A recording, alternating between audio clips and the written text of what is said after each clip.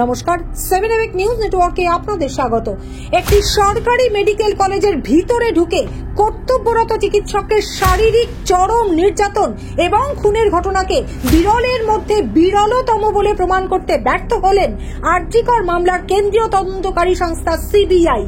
আর সে কারণেই ভারতীয় ন্যায় সংহিতার 64 ধর্ষণ, 66 ধর্ষণের পর মৃত্যু এবং 103-এর এক ধারায় অভিযুক্ত সঞ্জয় রায়কে দোষী সাব্যস্ত করার পরেও শিয়ালদহ আদালতের বিচারপতি অনির্বাণ দাস অভিযুক্তকে মৃত্যুদণ্ডের বদলে আজীবন কারাবাসের নির্দেশ দিলেন। শিয়ালদহ আদালতের 210 নম্বর কক্ষের দিকে আজ সকাল থেকেই নজর ছিল রাজ্য সহ সারা দেশের।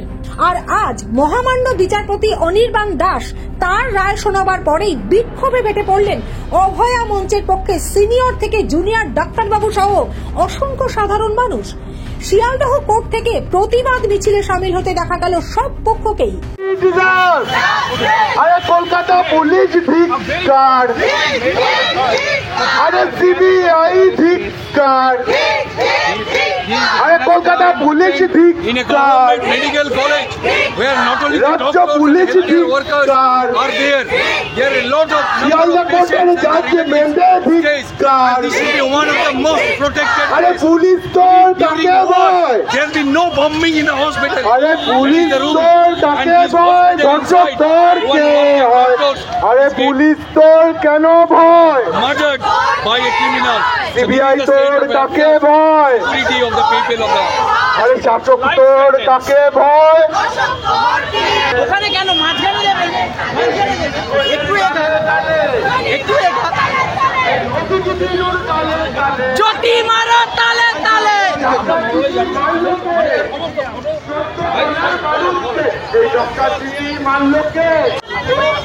একটু ব্যাকে আসুন, ব্যাকে আসুন।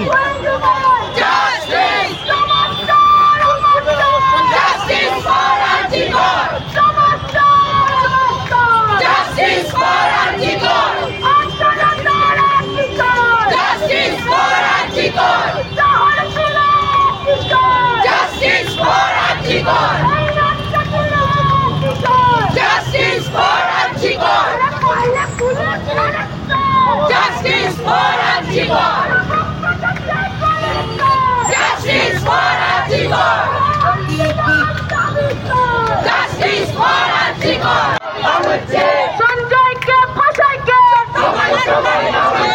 দর্শকদের মাকে, দর্শকদের মাকে, সন্দীপ ঘোষকে বাঁচাইকে,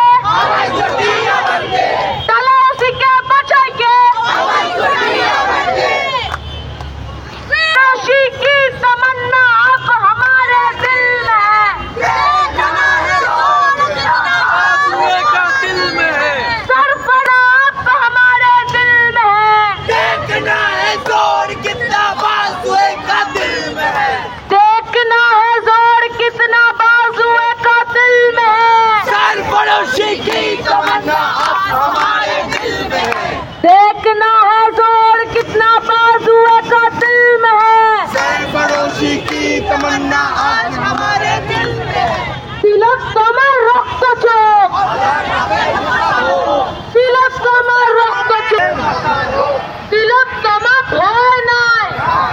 বিশিষ্ট চিকিৎসক তমনাশ চৌধুরী সাফ জানিয়ে দিলেন টাকা দিয়ে মুখ বন্ধ করা যাবে না। তারা প্রমাণ করবেন বাংলার মাটিতে অপরাধীদের জায়গা নেই।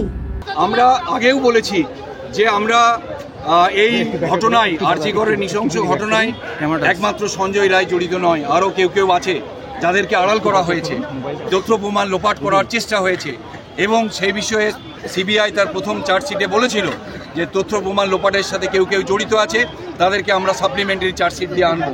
কিন্তু আজকে আমরা যে রায়দান দেখলাম তাতে আমরা দুটো ঘটনা দেখলাম।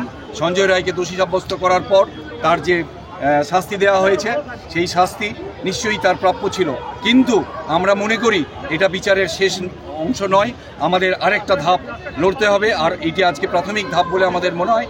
আমাদের লড়াই করতে হবে যাতে ন্যায় বিচার পাই।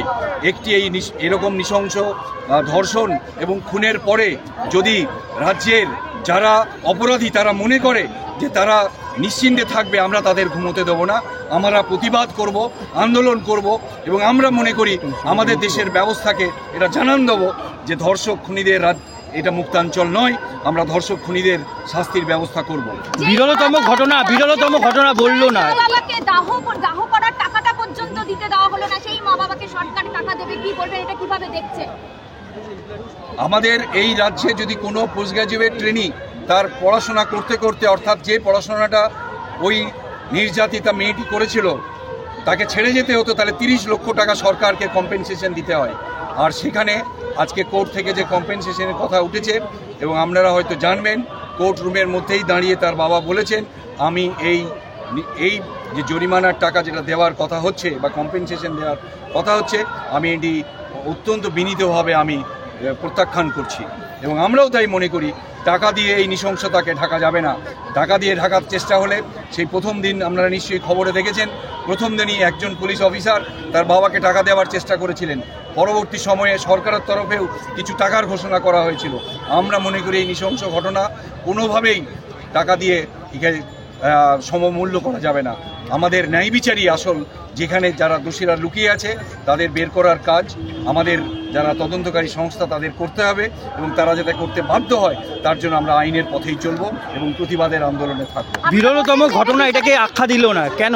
এই ব্যাপারটা বিরলতম ঘটনা প্রমাণ করার দায়িত্ব যারা তদন্তকারী সংস্থা তাদের থাকে, এবং আমরা মনে করি একটি কর্মরত হাসপাতাল, যেখানে শুধু ডাক্তার থাকে না, স্বাস্থ্যকর্মী থাকে না, সেখানে অনেক রোগী থাকেন, রোগীর বাড়ির লোকেরা থাকেন, সেইখানে সেরকম এটি সুরক্ষিত সরকারি হাসপাতালের মধ্যে এরকম নৃশংস হত্যা বিরল ঘটনা প্রমাণ করার দায়িত্ব ইনভেস্টিগেটিং এজেন্সির থাকে, তাই সেটা করতে হবে।